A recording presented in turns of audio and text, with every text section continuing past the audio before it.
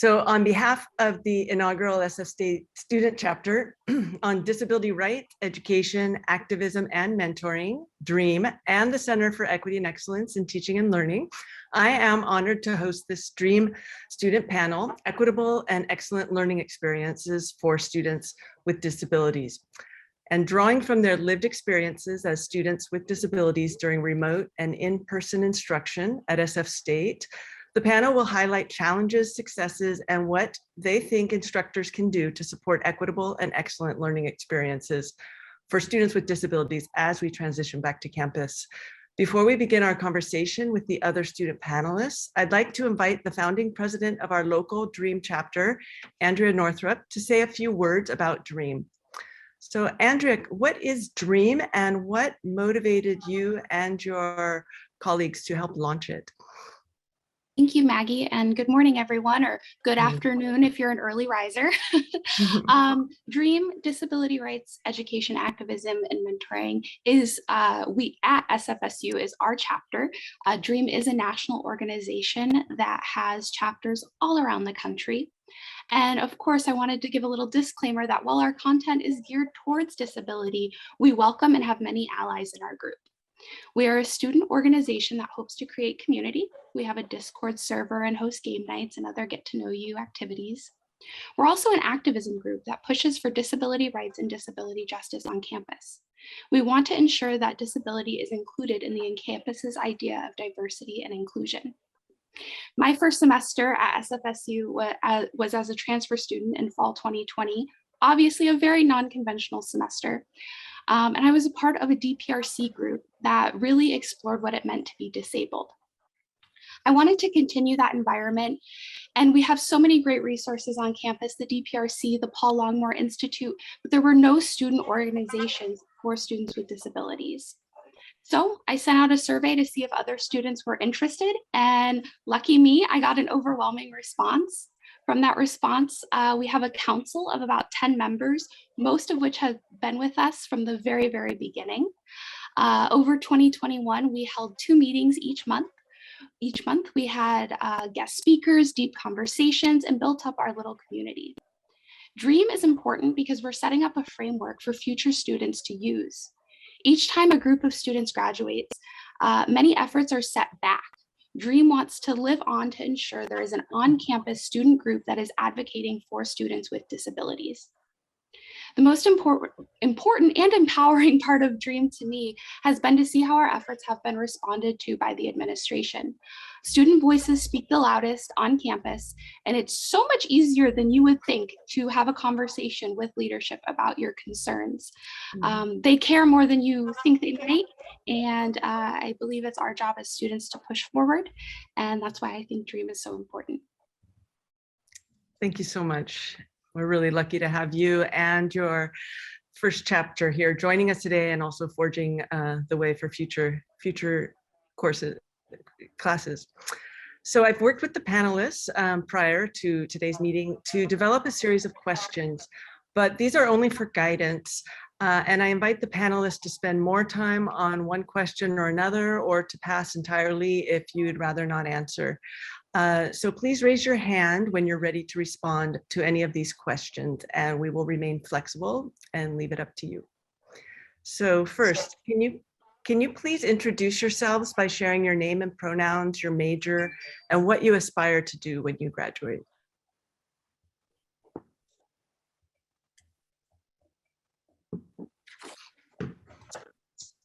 Andrea. I'll go ahead and lead the effort. I'm Andrea Northrup. I go by she, her. I am a business management and decision sciences major. And in the future, right now, as of now, I'm just hoping to get a job that I don't hate. Thank you. Nathan. Hi, thanks for having me here today. My name is Nathan Burns. My pronouns are they or he. I am DREAM's communications director, so I help run things like our Discord server and our website. I am a third-year sociology major and queer studies minor. And this upcoming fall, which will be my last year, I will be applying to PhD programs to research kind of the intersection between queer identity and disability, particularly in American culture. Excellent, thank you. Olive.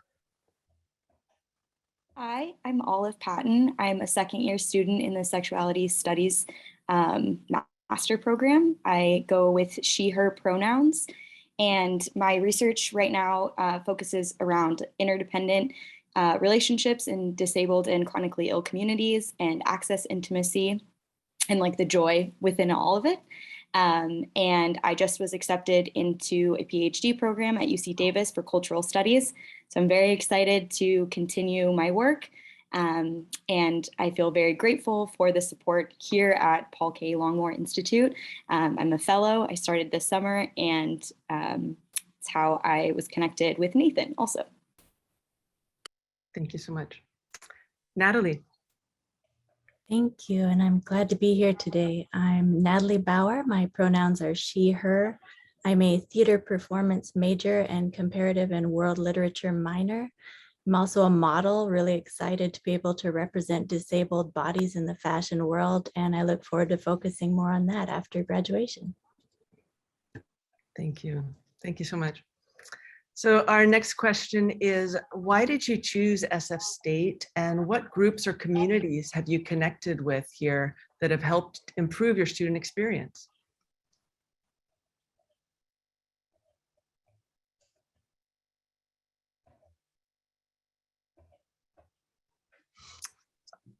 Andrea. Ed. So I chose SF State mainly for the business program. You'd actually be surprised that amongst the CSUs, there are not very many developed business programs. Our business program is amazing here. Shout out to the Lamb College of Business. Also the location. I mean, I live in the East Bay, Concord, so getting me out to the city, I can't imagine anything better. But as far as groups, as I mentioned previously, the DPRC is a great resource. They do a lot beyond just helping students with accommodations. They also host programs. And the other really great resource on campus is the Paul Longmore Institute on Disability, which I'm going to let Nathan give y'all more information about. But lastly, I just wanted to add that I'm also, for my time here at SF State, I've been the treasurer for the Management Organization for Business Students, which has been amazing to get involved with something else kind of outside of disability and learn more about that. Thank you. Nathan. Yeah, so similar to kind of what Andrea said, I chose SF State partially because of location, as you know, the Bay Area and specifically San Francisco has a rich, kind of queer history. But I also chose this school because of the university's dedication to kind of reaching outside the university borders and engaging with community. Specifically, my freshman year, like only a couple weeks into my freshman year, I was fortunate enough to connect with the Longmore Institute on Disability, housed here in the College of Liberal and Creative Arts.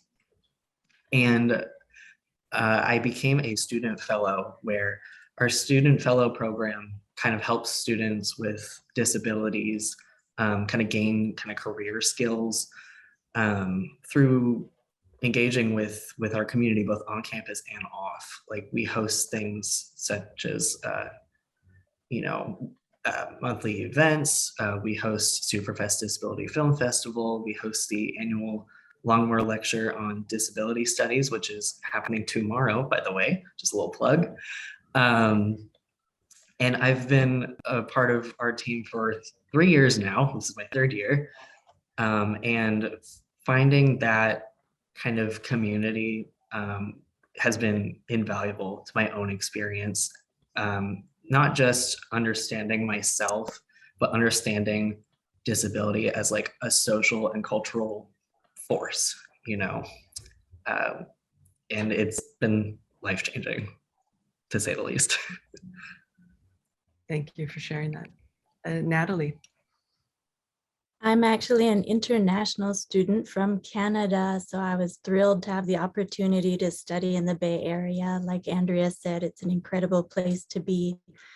And there are actually a lot of incredible alumni out of the College of Liberal and Creative Arts. So I was excited to follow in their footsteps. And the DPRC offered the pilot program that Andrea spoke on earlier, and I got to be part of that peer group. And that was life-changing because it was my first disabled community. I had never been part of one before and didn't realize how unmet I was in that part of my identity. And to second what Nathan said, it has been life-changing. So I'm so thankful that Andrea, our fearless leader, created the Dream Group and that I get to be part of it. Yeah, thank you. Would any of the other panelists like to comment? I think honestly, one of the main reasons why I chose SF State and applied, was because it was a public university. The tuition was cheaper. Also, I'm enrolled with the Department of Rehabilitation. So they helped cover my master's program, and they helped with costs of books, getting me to campus when I need to, and also helping out with other costs, which has been great. I think especially having a disability and understanding like a lot of the medical costs. I recently, last year I turned 26, so I got bumped off my parents' insurance. So having any type of relief when it comes to loans or scholarships, there's definitely some loopholes within DOR, and I have a complicated relationship with them. But there's also a lot of really great scholarships at SF State for disabled folks. I feel like this might be a good time. I know Longmore Institute right now has a really great scholarship for people that are looking within like healthcare and health justice fields. And it's a big range. So from like 6,000 to 22,000.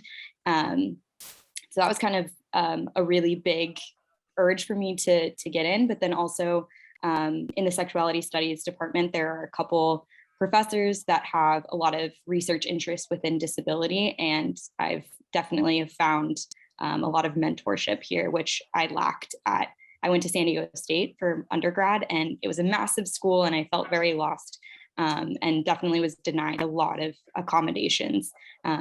So it's an interesting take of going to a different state school. I was a little wary, but I feel there's definitely more support and outreach for the disabled students here. It's good to hear. A question came in that I think we could address now is, could the panelists explain how students can join the Dream Group? Maybe we could put a link in the chat. And Andrea, if you could speak to that. Yeah, I'll definitely drop some links in the chat. Really show up, join our Discord server. If you're a current SFSU student, then come to one of our meetings, join our Discord server, join our mailing list. And if something sounds interesting to you, come and hang out with us. It's that easy. Also, you can find us on Gator Experience if you'd like to officially enroll as a member, and we do put our events on there as well. I was lucky to meet with the group, the extended chapter, right before their game night on Zoom. And so that was a lot of fun. That was an evening. I didn't stay for the games, but it looked like you're ready to have some fun. All right, so our next question is, a major motivation for hosting this panel today is to raise awareness by sharing how your student experience may differ from that of other students. So can you give us an example of how your own experience is different? And what about this difference do you want people to understand?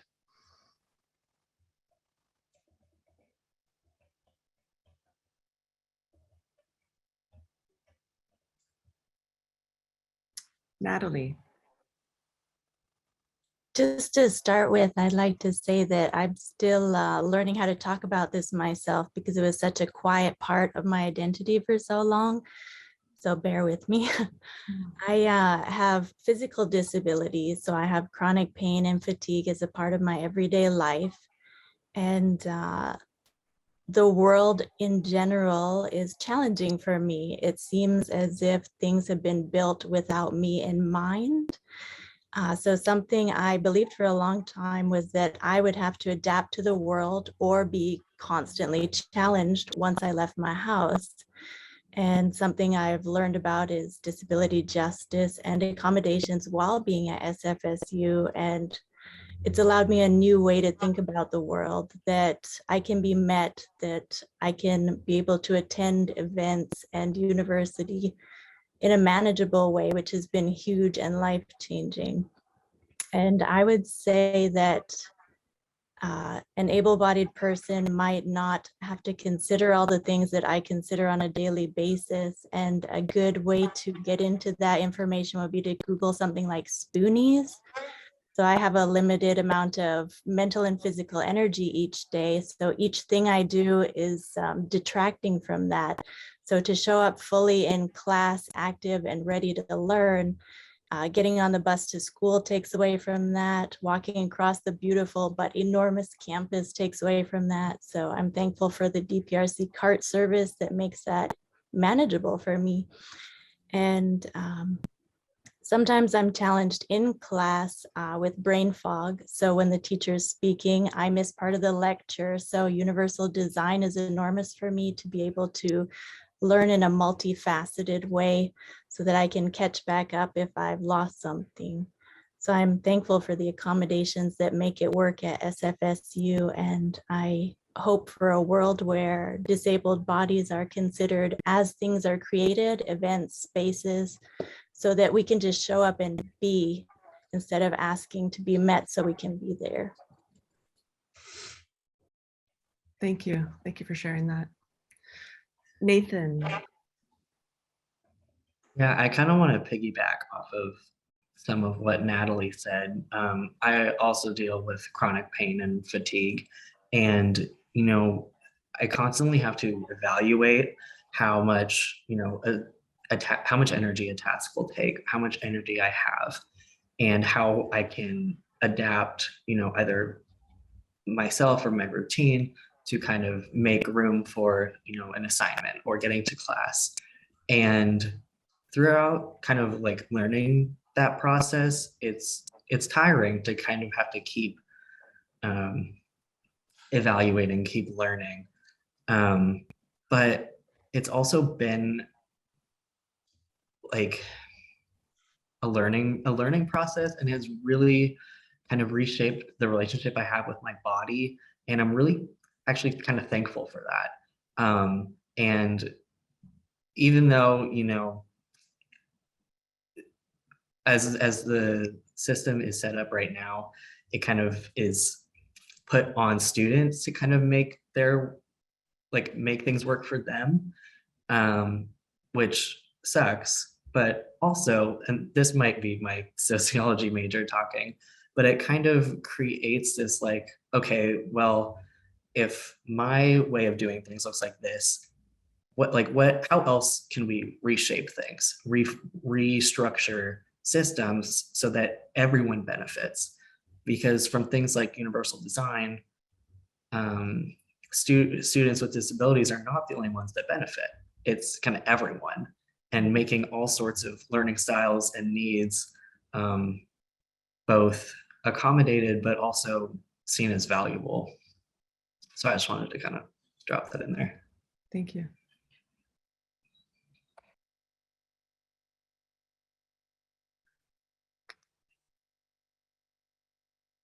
Would anybody else like to respond to this one? Oh, okay. Olive? I think something that's been really fascinating to watch during the pandemic is people understanding disability in a different way, and kind of experiencing isolation, or this idea of spoons, of knowing, like different risks that people with disabilities have always had to think about and to manage. And I think something that's really clear too is things haven't been working, not just for disabled students, but for all students. It's exhausting to be in college. It's I know a lot of SFSU students too also work part-time, and there's a lot of exploration that is ahead. I think that this is a really awesome opportunity to really check in with the students and check in with disabled folks and understand that we have an opportunity to really change things and to look at more hybrid situations, and realize that there's like a bigger picture. I think these last 2 years have really made us understand like we should be seeking happiness, we should be seeking what we're curious about and looking at different avenues. And I think something Nathan mentioned earlier too is what attracted him to SFSU is like looking beyond just the confines of our campus, like really being involved in community and seeking community too to help us here at State. Yeah. Thank you. Andrea. Yeah, I love what everyone said, piggybacking off all of it. And like Olive said, and like has been mentioned, not just part-time jobs, but so many SFSU students commute so far. And it's like everyone has a crazy commute story that they kind of trade. And for disabled students, that's obviously a lot. And when I was kind of reflecting on this question, like what difference do you want people to understand? I don't necessarily want folks to understand the intricacies of my disability, right? And the great and hard part about disability is it means so many different things and everyone's experience is so vastly different, which is why I'm so glad we're doing this and hopefully continue to do this. But it really just is, my disability for me really just is another thing on my plate. It's another thing that I go into the day dealing with and needing to balance that not everyone has. And so, yeah, be kind to everyone because you don't know what everyone's going through. And just on the disability identity that Natalie brought up, I am one of those folks who didn't realize I've always been disabled, right? I've always had the diagnosis. Throughout school, I had 504 plans, which are plans for accommodations in like elementary, middle, and high school, where basically like your parent and your teacher sit down and discuss like how they can help you get through. And yet I went through all of this, going to the DPRC, going to this disability group and thinking, oh, yeah, I guess I am disabled. Like, it's not a label that you necessarily have, especially when you're young, and especially if your family feels some type of way about it, which they often do. And so, yeah, disability just means so many different things, and that's great. But it's something that it's an identity that maybe some folks carry and don't realize that they do. And so, yeah, that's kind of what sets us apart. Thank you. Thank you for those. We, some of us are on campus today and some are remote. And there were some benefits, I think, that some people have learned from remote instruction. So what elements of remote instruction would you like to see continue as we transition back to campus, since they helped you learn and stay connected to the campus? Olive. Something that I say often is the last 2 years, I've attended more classes than I've ever been able to in my entire life, which is really exciting to have that opportunity to turn my camera off, be in bed, take medication that would normally not allow me to drive or to walk around campus, and really figure out different ways that I had never really thought of for accommodations. And I think that the level of stress that everybody is enduring right now is extremely taxing to the body. And for somebody who has chronic pain and chronic fatigue and all of these different aspects, it's definitely been a journey these last couple of years. And one of my first semesters on campus, I realized that my hands just weren't working and my brain fog was really bad, and writing a 15-page essay for a midterm just wasn't going to happen.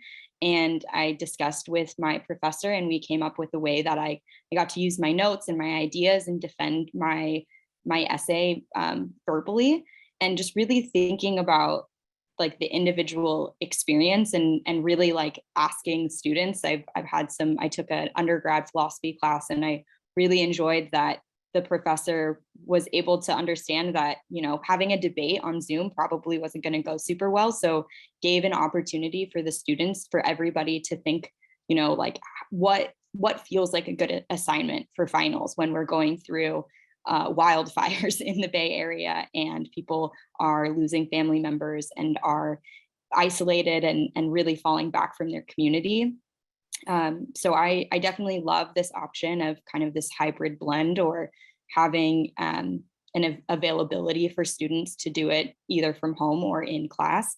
I definitely miss community. I'm from like a big Mexican family, and so being in my room taking classes and not getting to hear people around me has been really upsetting, but also knowing like the privileges of getting to attend has been so amazing. And something too, I think that I've learned is really encouraging and like being open about my disability. I think that a lot of people, like what Andrea was saying, is don't really identify with that or don't know that there are accommodations out there. And I think that the university could do a better job with providing and really like encouraging that conversation. I think sometimes it can be really stigmatized to share about your disability. And I've definitely taken it upon myself to like raise my hand constantly and say like, hey, this is a scholarship I heard about, or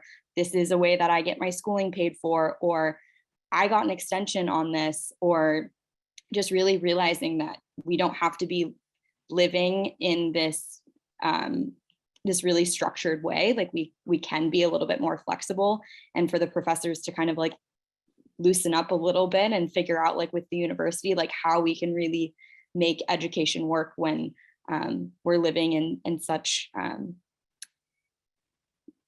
wild times.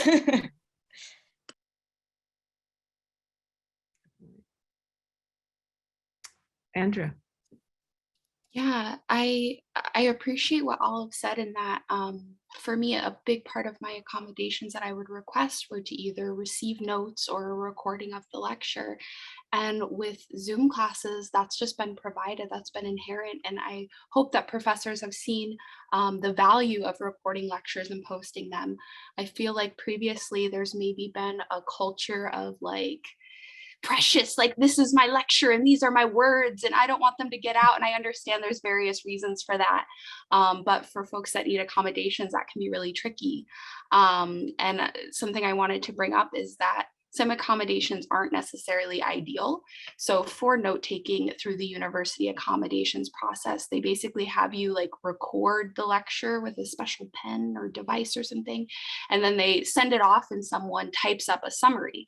Well, that's a cool option, but I don't want a summary of my lecture notes. I want every single word. I don't know what's going to be on the test or what, what's important, and neither does this third-party translator or transcriptor. So I really appreciate so many aspects of online learning. Obviously, the flexibility to be in bed, that really resonated with me. I've definitely taken classes like with the heating pad and like chilling. And previously that would have just been a class that I would have missed. And so I think that's really valuable. And I'm encouraged to see that some of my professors have tried to continue the hybrid format even while we're in person, and encouraging that. But yeah, I hope that typed notes or recorded lectures are here to stay. Thank you. Natalie. I love what Olive and Andrea said, and I also resonate with the class from bed. That's it. A lot of my accommodations have been inherently met by being able to attend classes virtually from home, which is incredible because my home is curated, of course, for my wellness. So that improves my ability to attend and focus and make my notes. And it is, it has really changed my university experience and opened my eyes about what is possible, because my frame for university starting in 2018 when I joined SFSU was that you show up in class in person on the campus, you spend several hours on campus, drag myself home with what energy is left and do my homework, and then like pass out for the night and do the same thing the next day, which over time really takes away from my health. And I need those summer months just to catch up to come back for the next semester. So while the pandemic has been deeply challenging, it has actually made university easier, which is incredible. And there are a lot of things I hope continue, like virtual office hours. That made a huge difference because I didn't have to spend the time walking around campus, waiting for the professor, talking in person to the professor, and then again coming home and doing my admin stuff with the administration offices for all my paperwork from home virtually has been a great advancement. And I hope a lot of those things continue. And as Olive and Andrea said, I hope there are more hybrid or online options available in the future, because I've loved the classes. And I know as a theater major, that's complicated doing my monologues at home. My poor husband has to hear all of my performances, but it's really been a more inclusive experience for me. And while I really deeply look forward to getting back to my theater people, because I love them, I hope that there are more options for me to participate hybridly, online, and in person in the future.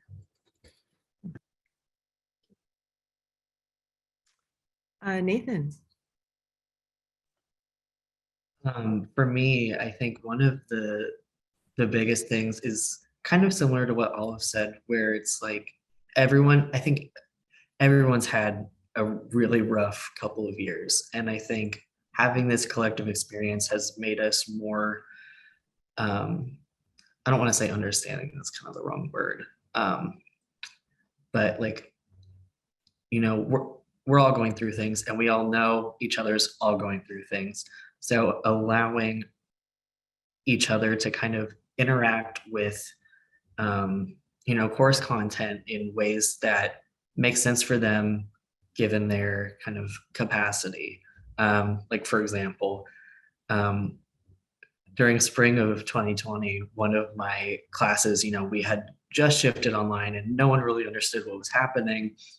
But a lab instructor for a biology class I was taking offered an extra credit opportunity where if you just did something related to the course content, which was plants, you got extra credit.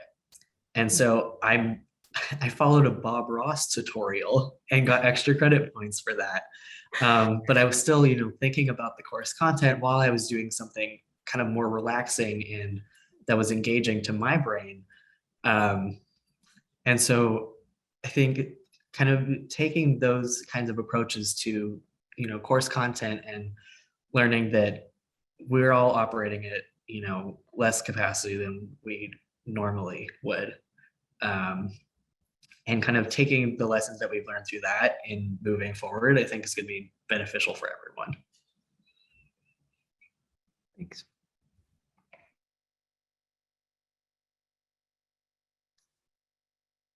All right, well, I'll move to the next question, which is, what would you like to leave behind about this remote instruction? What did you find challenging and just don't want to have to experience again?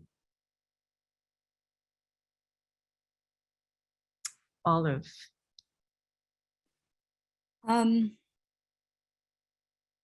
Besides just gathering with people, I think I wouldn't really want to abandon anything. I think the opportunity to be in class has been so special to me. I've had my disability and chronic illness since I was born. I was a truant student. I went to an independent study school in high school. Mm-hmm. When I was at an undergrad at San Diego State, I had multiple professors tell me that I could not be in their class because I needed to be absent sometimes. Even if I had an A in that class, which normally I did as a perfectionist, a lot of professors told me that I just wasn't meant to be a student, which probably motivated me to then, you know, go on to get my PhD and really tell them. But I think that, like, I've felt like my life has completely changed during this pandemic, and a lot of it's been for like really great reasons, like being able to come onto campus and people wearing masks or to the grocery store or going to the market or different on-campus events. I used to get sick almost every single week, and having to not deal with a cold or a flu or bronchitis or pneumonia has been really amazing to not have that on top of my chronic pain and other aspects of my disability. And I think that it's really allowing people to see that like we can make big changes. Like it doesn't need to be a slow process.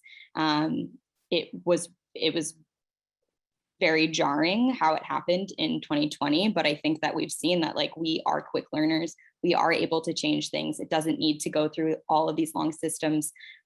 We can be talking to the students. We can be actively reaching out to disabled students and figuring out the best way to make our campus and our classes better. And I think that there's a lot of intersection that we can do from like pulling from what we had and what we've learned through it. But I think just having recorded lectures, being able to do it hybridly, having this option of either coming in person and building that community like that, I think that pretty much the thing that I've struggled with the most in online learning formats is when I'm in a seminar and we're all muted and I start talking and then I don't know how long I've been talking. I really miss being able to just like hear people breathing or laughing or commenting back, because that's something that I've definitely realized is hard to understand over the computer. So I think figuring out like new different technology or different ways, which I think that we're already adapting to, but I think that we should really be moving forward and not really going back. Excellent.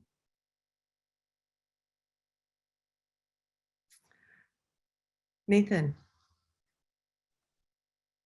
I think for me, making connections with classmates has been like one of the hardest things, and I'm really looking forward to, how in-person classes kind of facilitate, getting to know each other.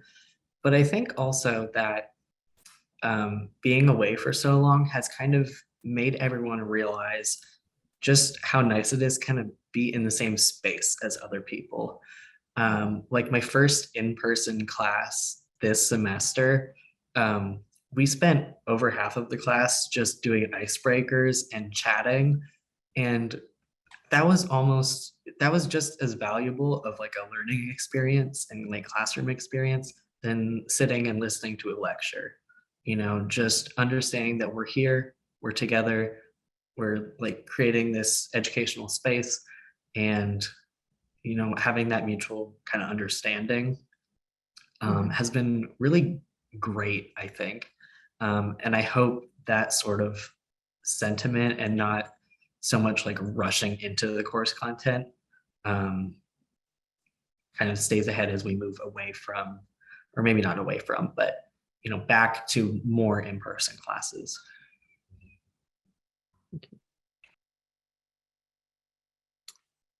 Natalie. I love what Olive and Nathan have said. And Nathan just brought up something that pinged a thought for me, which is about the way we've rolled into class and sort of softened the class structure since the pandemic. I often did experience that we immediately flew into the program while in in-person classes, and though I was with my community, I didn't really know my community. And something that's really come up in the Zoom classes has been this empathetic community, this safe space. And I've had some fabulous professors who've given students space to just say, I am struggling right now, disabled or not disabled. We are all having challenges, and that empathy and that emotional space and that kindness and consideration have been a huge change I've experienced in the Zoom classroom that I hope stays in person and online, just giving us all that space to just take a breath and be together. And I really appreciate that.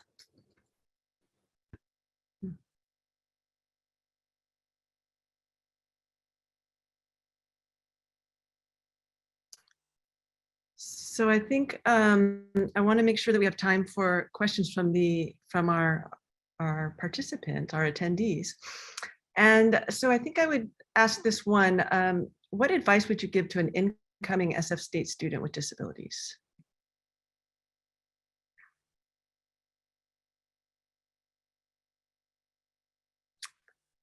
Natalie. I would say get signed up with the DPRC as soon as you are admitted. They tend to get rushed at the beginning of semester when everybody needs their accommodations met. So get signed up, talk to them, ask questions. There are accommodations for things I had no idea about. I'm still learning things every year. There are accommodations I didn't know about. The first 2 years, I didn't know about the note taking, which is incredible. There is support available to you if you just ask. And if you're intimidated to ask a professor or the administration, come see us at DREAM. We're a student group. I feel like a lot of us experience a bit of social anxiety around launching the conversation of disability and asking for accommodations. We're here, we'll talk to you about it. We'll help you make the connections. And a lot of the teachers are incredible with allyship and want to meet us so we can show up with them, and they want us to succeed. So just talk to people. And if you need help doing that, find an ally who will help you bridge that gap.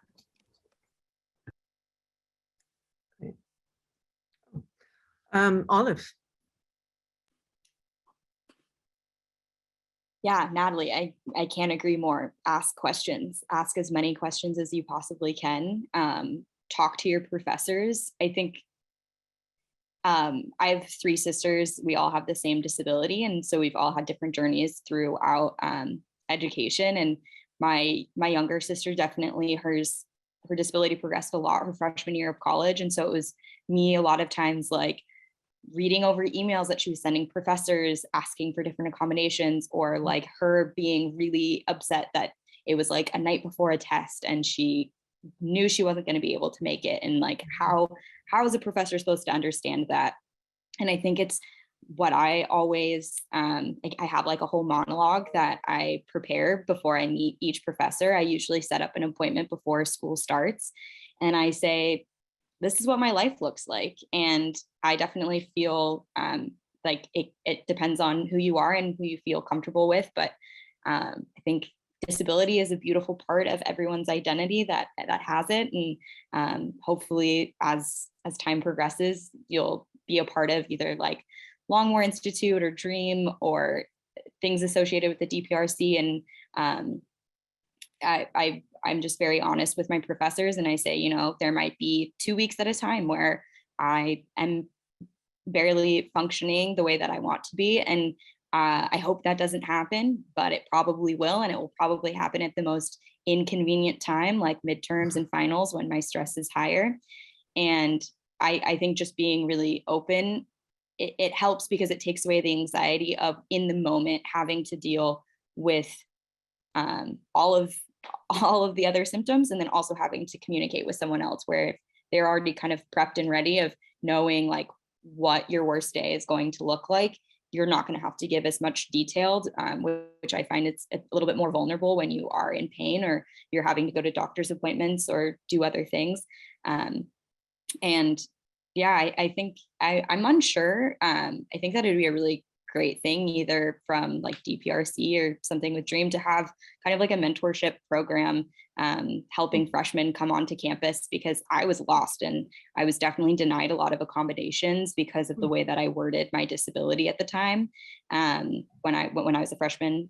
And so I think that could be something that would be lovely. And yeah, it's a scary world sometimes, but I feel like just being open and asking questions is the best way to learn.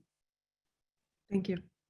Andrea, one comment before we head over to the to the attendees.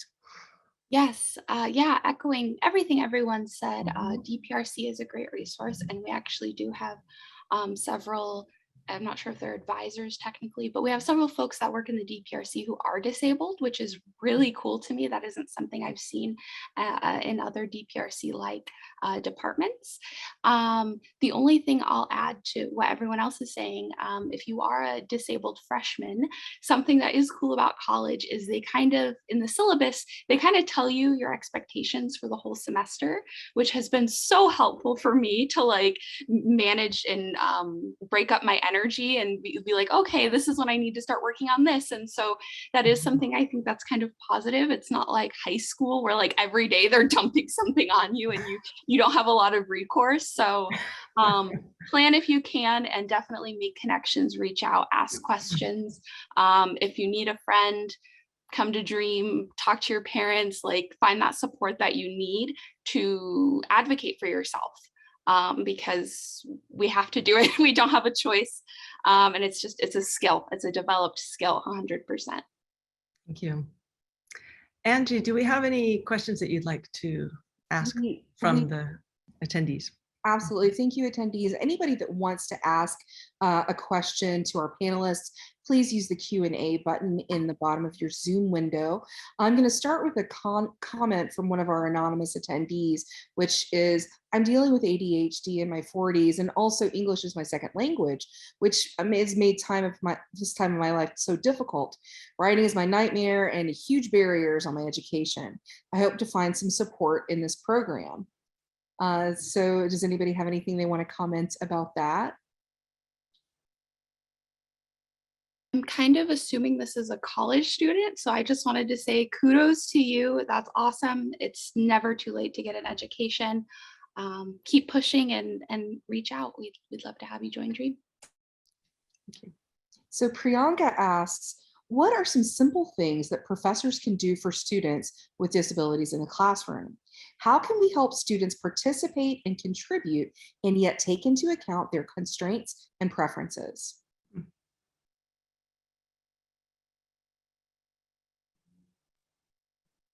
think for me, one of the biggest things is leaving like dialogue, leaving conversation open for dialogue and bringing up disability explicitly in the classroom. Because I think for a lot of people, and I know for myself, sometimes in classrooms, not just in college, but in high school, instructors will talk about disability like it's something alien and something that exists outside of the classroom. And kind of understanding that disability doesn't look a certain way, and that I can almost guarantee you there's at least one disabled student in your classroom. And also one of the things that I think about I'm someone who hasn't had a whole lot of experience teaching, but for example, like if one student comes up to ask for an accommodation for an assignment, I always like to think of like, okay, how would think of that accommodation as like, okay, how would this assignment then impact other students like this, who maybe don't have those formal accommodations in place, since not everyone is able to get either a diagnosis or make those connections with the DPRC on a like formal level, kind of just leaving things open for that flexibility, not just in informal classroom dialogue, but in kind of how a syllabus is constructed.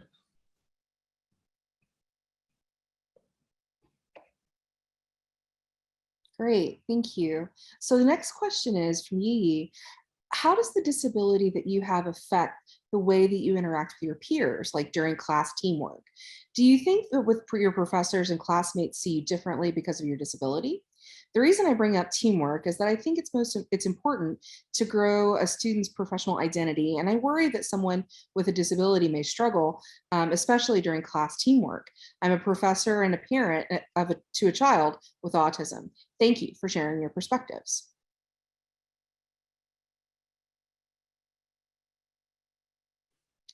Go ahead, Olive. I feel like my experience with group work has changed over the years. I think when I was younger, I was definitely really angry with a lot of other students. I think having like hip surgery when I was 16,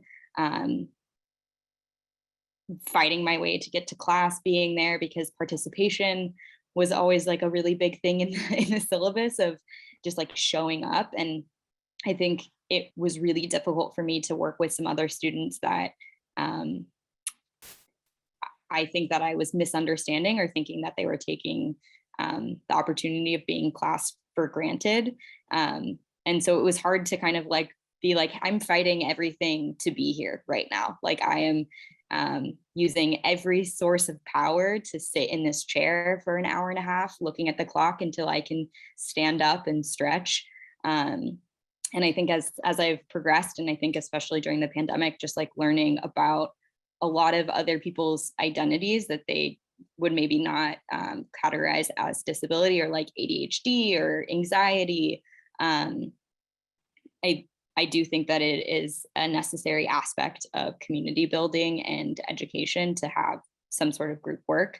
But I think that it's a journey. I think that it's okay that I was angry for a long time and I was upset and I needed to learn a little bit more about myself and other people to figure out the best way I could work with people. But I do think that it's difficult. I don't know if I necessarily have an answer for that. I think that those moments is kind of like what is really preparing you to work outside of the classroom and figuring out how to create your own boundaries to really advocate for yourself. Even like yesterday, I was having a meeting with other students and I've been having a really bad pain flare for the last couple of days. And I just realized I was like, I'm allowed to say, hey, I'm really anxious today and I would love to hear how you're doing, but I don't really have that capacity.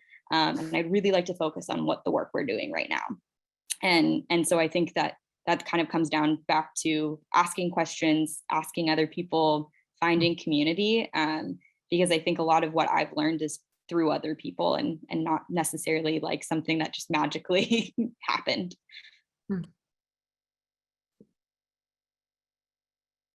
And just to hop in here, we're on the academic or student affairs side, we as in Dream, we are hoping to get some sort of similar to like the QTRC.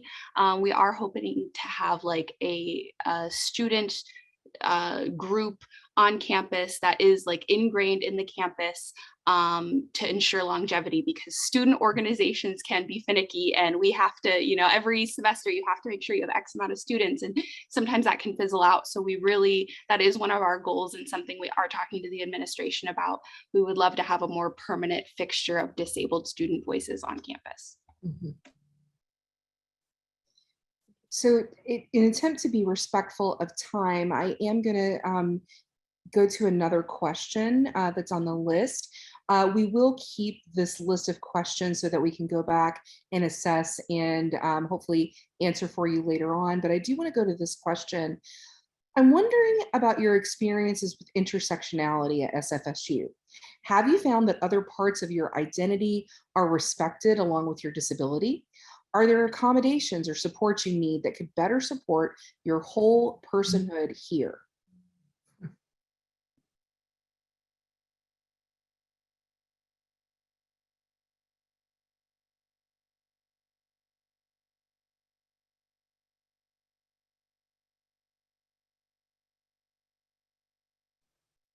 I can kind of jump in, particularly in my experience as someone who's minoring in queer studies.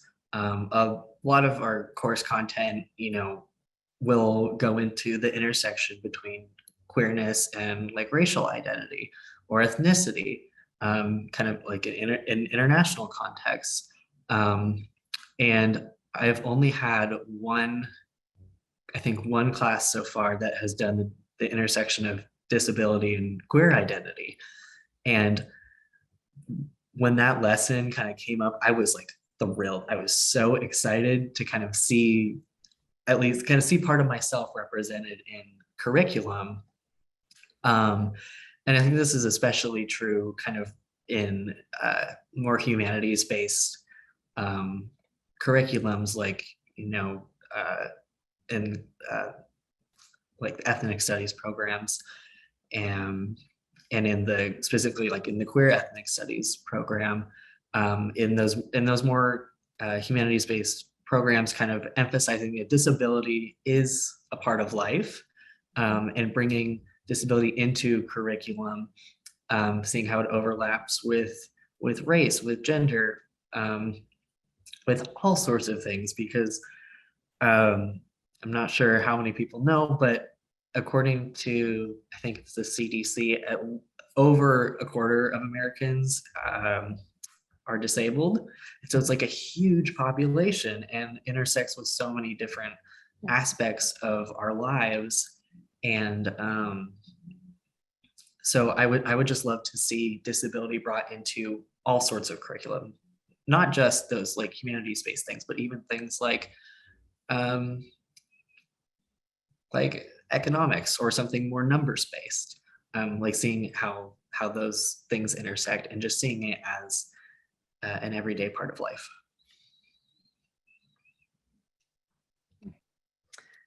Well, we're at 2 minutes to 1 o'clock. I just want to let all of our attendees know that we have recorded this, and we will be sharing this recording and making it public. And we also have a Universal Design for Learning course that Angie Petty in CEETL developed.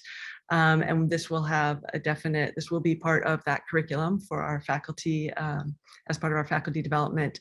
Any closing words, any closing words that you'd like to share, Andrea?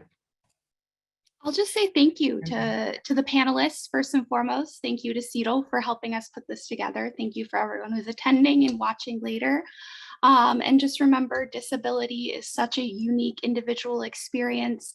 Once you've heard one story, you have not heard them all. Once you've heard a million stories, you still haven't heard them all. So please ask questions, reach out to each other, connect.